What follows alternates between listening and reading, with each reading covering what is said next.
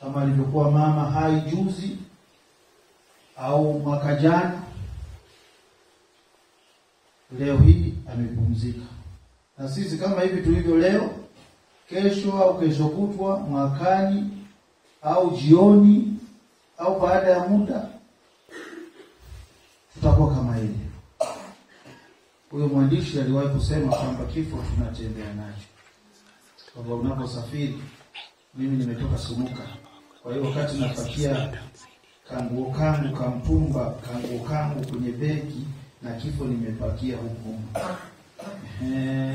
Nilipoweka vocha kwenye simu yangu, na kifo na chenyewe nikipakia huko.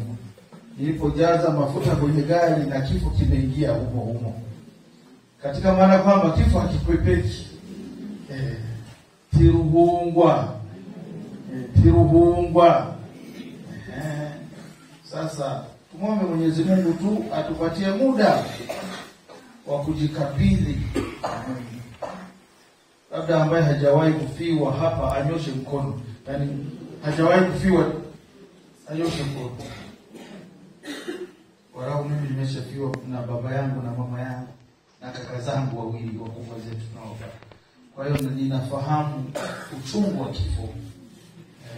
Ewe kifo, hata maandiko matakatifu yameandika, ewe kifo umetoka wapi? Na mwanamuziki mmoja wa Burundi alitunga wimbo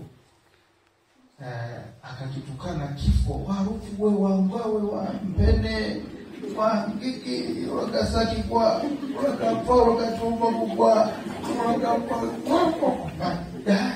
kwa na yeye ameshakufa. Ewe kufa basi.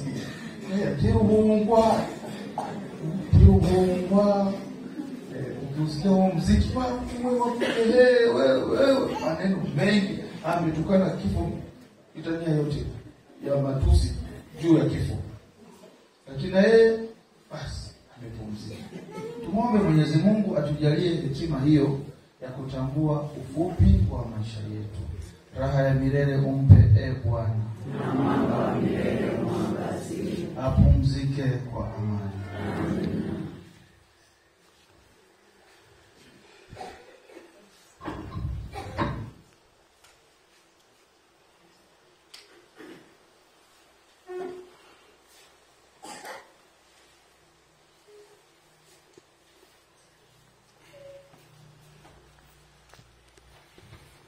Nasadiki kwa Mungu mmoja, Baba Mwenyezi, Mungu wa mbingu na nchi, na vitu vyote vinavyoonekana na visivyoonekana.